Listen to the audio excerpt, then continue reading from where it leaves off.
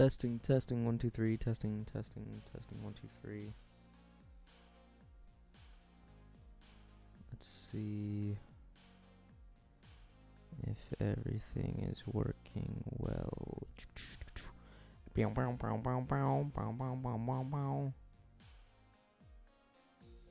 Sounds good to me.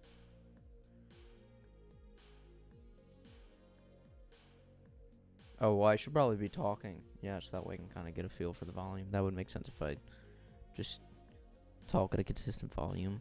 What are we doing today? So, yeah, we have to recap the last session, which is a little bit of a mess. We'll get into that. Lupus wasn't used as a gun seller. What did I have him? Oh, an armor seller. He was like a tailor. All right, I can stop testing my audio on stream. Okay.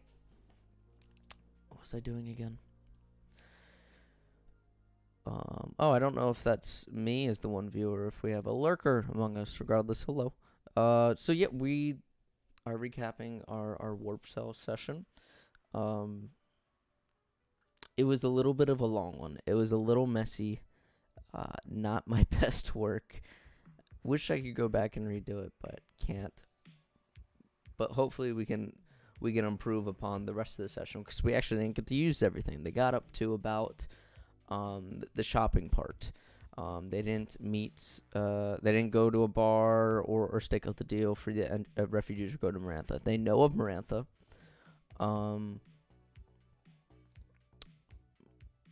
You know what? Let me just start at the beginning. Some of what happened. All right, they got back to the ship.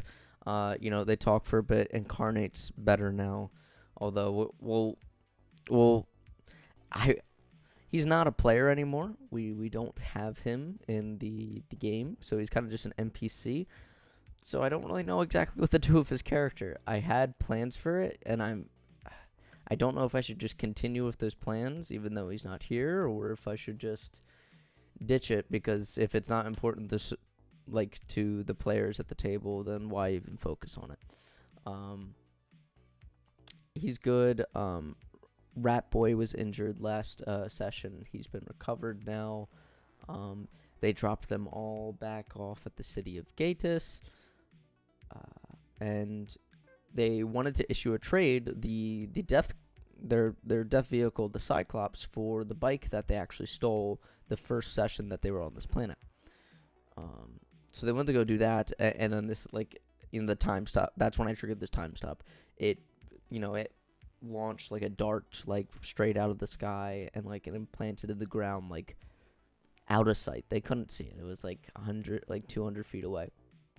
They felt the shock wave, and all of a sudden they could hear screams and stuff, and eventually they could see this giant growing dome that was clear, but it kind of had this prismatic shimmer, sort of oil slicks, that sort of thing, and eventually they observed that those caught in the bubble stopped dead in their tracks.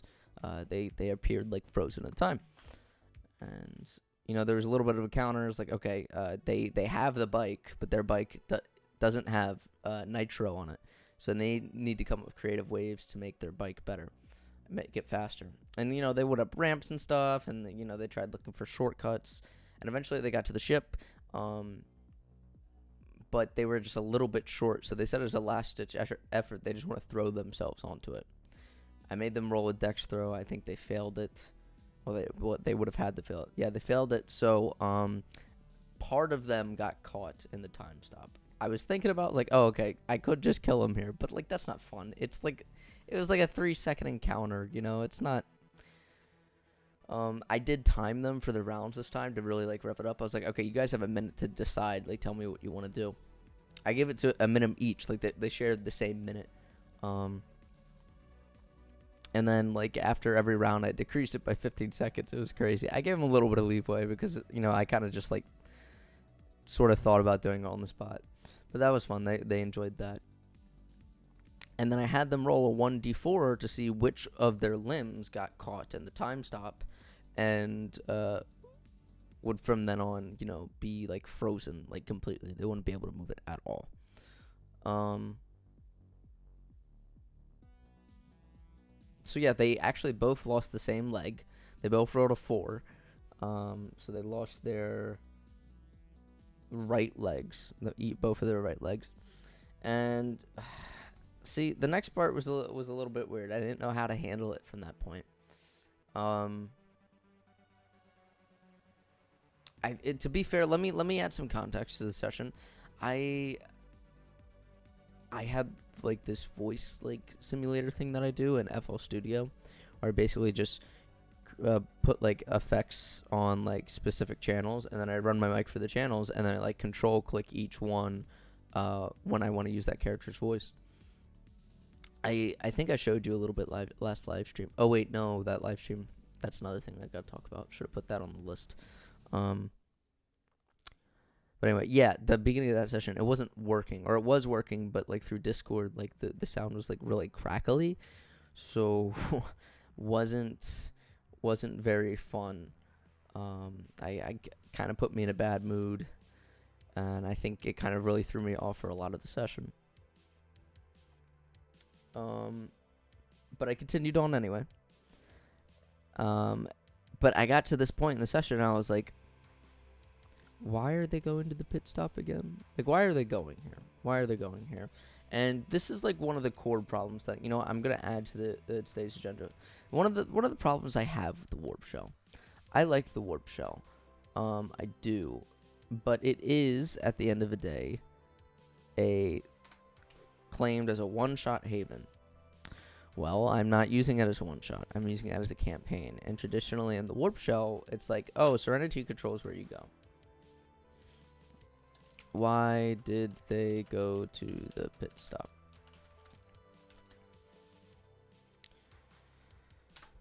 Serenity controls where they go. Because she's sort of like, she can sense cosmic peril in the universe, blah, blah, blah, blah, blah. But it just feels a little uncomfortable for me to be like, okay, like I always end like the previous session on cliffhanger. So the first bit of the session is like, all right, guys, so we're wrapping up everything that we did before. Like, what's been happening? How did that resolve? And then we get to the actual start of like this new story. Sorry, there was a bug on my desk. There's like a little fly thing. Just try to get rid of it. Yeah, and then we get to like where we're going to the next one. It's just like, well, we're there, It's like, I don't know. It feels a little like most of the time I can kind of like buy it, because like, okay, if she's all about like sensing cosmic peril and stuff, like she just goes because there's danger here and we need to save it, right? But they went to a pit stop station. Oh my goodness, excuse me. They went to a pit stop. On a comet. So I'm sort of struggling to justify why Serenity felt the need for them to go here. Oh, I think I remember now. Yes. Okay, so I gave them 2 options, essentially, after they were frozen. I said they could either go to Marantha, right, which Steve-O has been before. Steve-O has been to Marantha. It's like this haven for warp shells and the Zuran refugees, and now like the multiversal like refugees that don't have a home.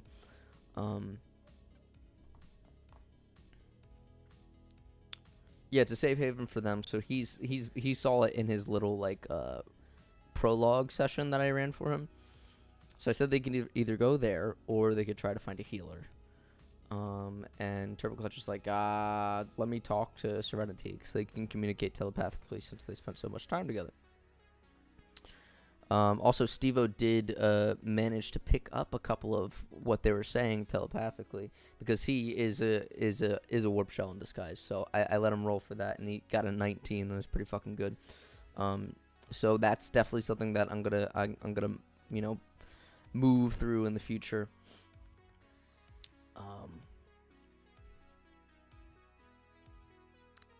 He eventually like convinces Serenity to like take them somewhere where they can get a healer, saying like, okay, it'll be better if they're healthier and all this stuff, blah blah blah. And Serenity I said reluctantly agrees. Once again, like all this stuff that I'm doing to kind of just give them a choice on this, I don't know, it just didn't feel good to be like, oh, Serenity really wants to go here, but I know you guys want to go there, so you guys got to negotiate, sort of, and now it's all like, oh, she's reluctant about it, but it just doesn't feel good. So but let me finish this session recap, Jesus. So yeah, she's eventually convinced. They arrive at the pit stop. You know, they need to get around though, so they generate themselves wheelchairs with the random object, well, not random, but the object generator button that I put on the ship for like miscellaneous like objects. And Steve decided to put a rocket on one of them. He succeeded on it, so I was like, sure. I guess we should probably try to incorporate that somehow in this next encounter, like make it useful. Like, also, since they're technically like down a limb now, I don't know if we can do like the slave thing. I think, well, I suppose we still could, but that's going to be a lot more difficult because there's a new dynamic into it with them.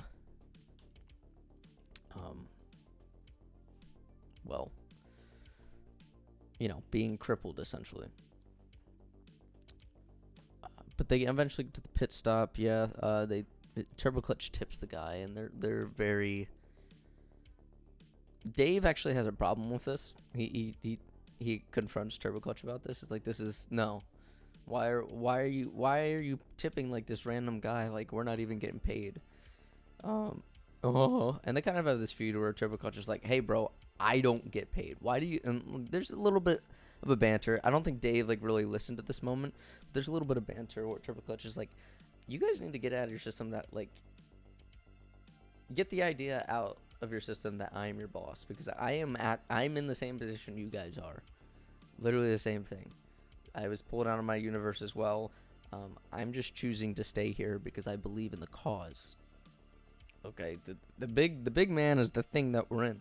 They didn't really hear that out though, so that's definitely something I want to bring up in the future, because that was one part that I was really happy with improvising on the spot.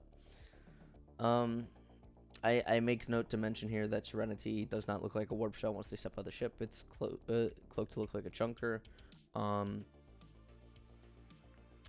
They get there, and I decided to, you know, kind of do some, I don't know, make it feel a little bit more live, add some nightlife elements to like this sort of city settlement on like an asteroid.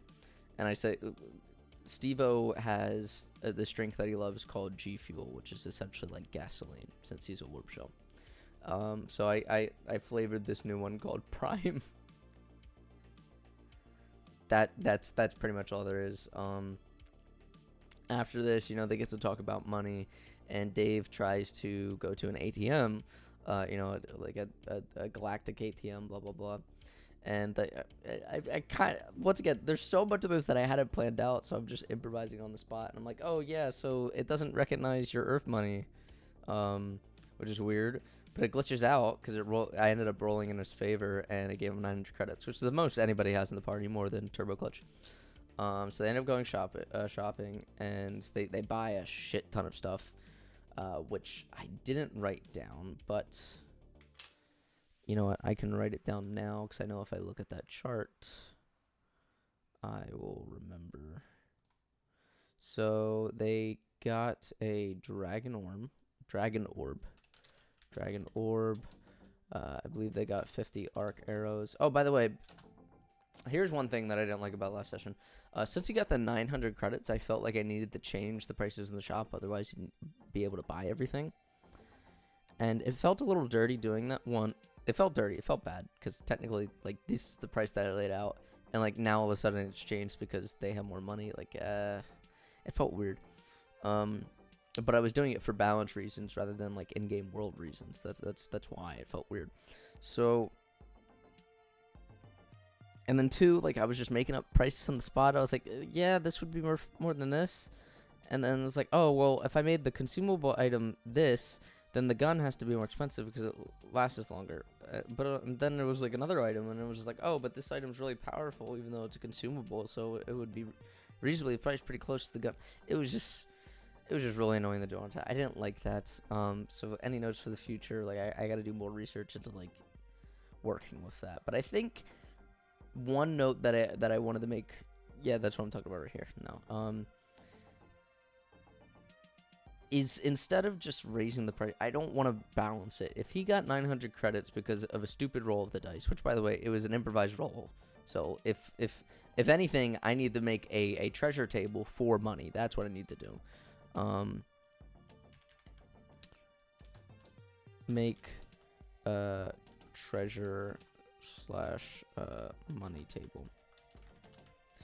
Instead of just raising the prices in the future, I'm just gonna keep it the way it is and like let it be fucking crazy like nonsense. Like they just have a million stuff, and then I will balance that with combat by either destroying their items with, you know, certain like enemy abilities, or just throwing like more frequent encounters at them, so that way you know, they'll use up more of that stuff.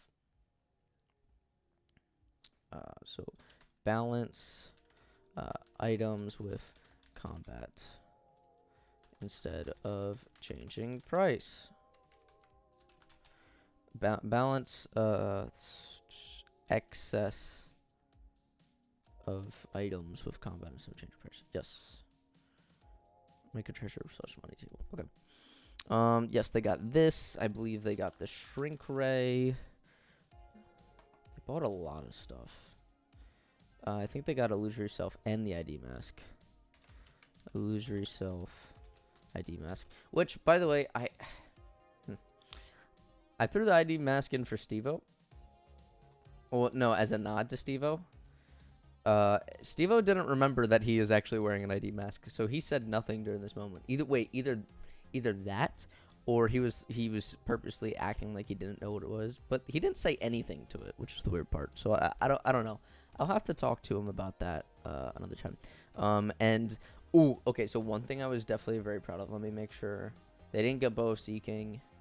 They got the shrink ray. They didn't get any of this. They didn't get, yeah, so that's everything they got. One thing I was really proud about was the heroic cape that I made Turbo Clutch buy, which I knew I was going to make Turbo Clutch buy because I knew they weren't going to buy it, right? So I told them, I kind of made it seem like Turbo Clutch was being swindled here, okay? Although, let me say that again.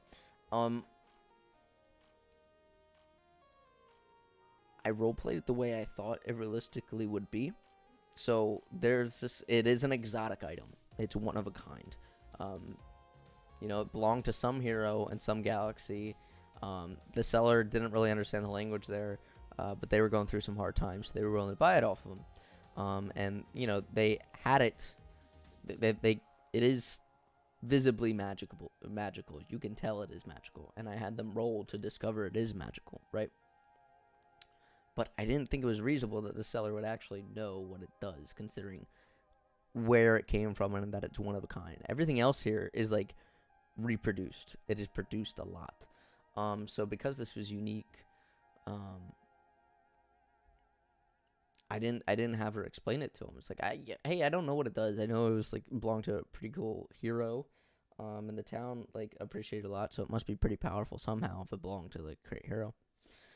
As you can see here, it says when you cry huzzah, those who cry huzzah with you roll easy on their next turn. So the reason why I love this so much is because right now they're not, or at least Dave is the biggest fan of Turbo Clutch, and I just think it's because that player himself is kind of like adversarial, sort of, or I don't know if it's because the player is adversarial or if it's just the character with Turbo Clutch. Regardless, it's a conflict that I'm willing to entertain. But I think it would be cool in the future if I give them this thing to incentivize like working through this conflict, right? Instead of them just being like upset with him and like busting his balls all the time. So if they end up doing, you know, like crying huzzah with them, they will get huzzah rolls, right? But if they're rude to him and stuff, he's not gonna cry huzzah because he's not gonna be in the mood. So I'm really, really satisfied with the way that works. So hopefully, Turbo Clutch can kind of be integrated more into the party. Yeah, right now there's a lot of difficulties having like technically two chaotic characters on essentially a lawful ship, I guess. You know, they're 4-piece, but these two just want to like loot and murder and stuff. So, as typical player stuff. But yeah, that's pretty much all of that for the recap. So let me add that on to here. Recap last session done. Why did they go to pit stop? We're not okay. That's not actually the question I want to answer. The question I want to answer for the future, not why did they go to the pit stop. How are we gonna fix this? You know, Serenity like choosing where to go relationship, because I want them to be able to choose. I feel like I'm just carrying them through the story, and they're just kind of playing in it. And I know they're fine with that, but personally, I'm not. So I want to see if I can create a game that incentivizes like more choice and more creativity on their end. And then if I feel I'm doing all I can to do that, then I'll have a conversation with them. But right now, I think the issue is me, and the issue is Serenity. So I think in the future, the way it's going to work, I don't know how I'm going to flavor the change, but it's okay. I have a session to figure that out, because they're still going to be on this, you know, at this settlement, at this location for a while.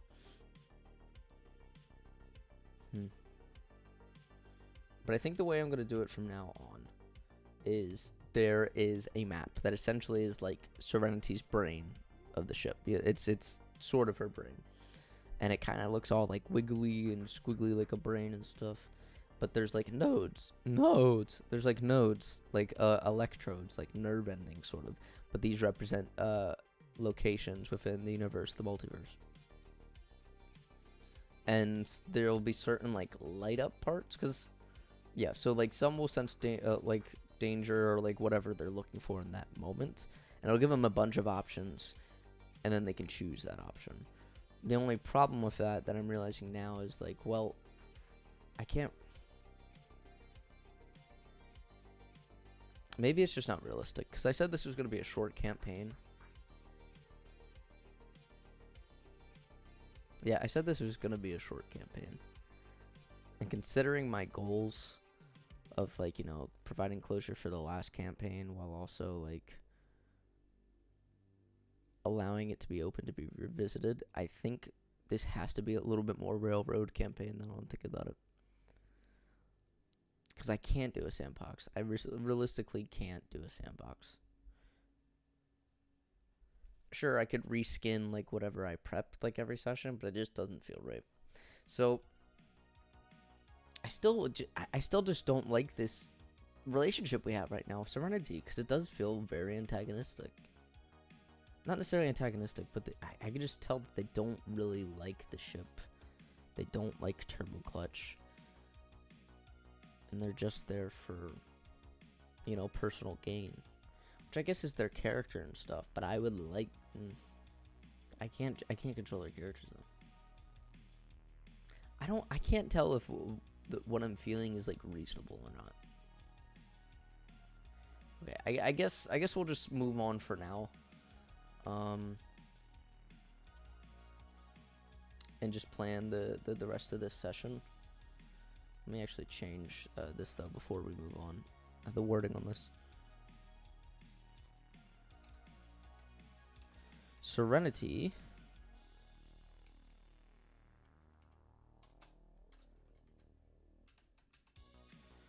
Warpshell crew relationship feels antagonistic.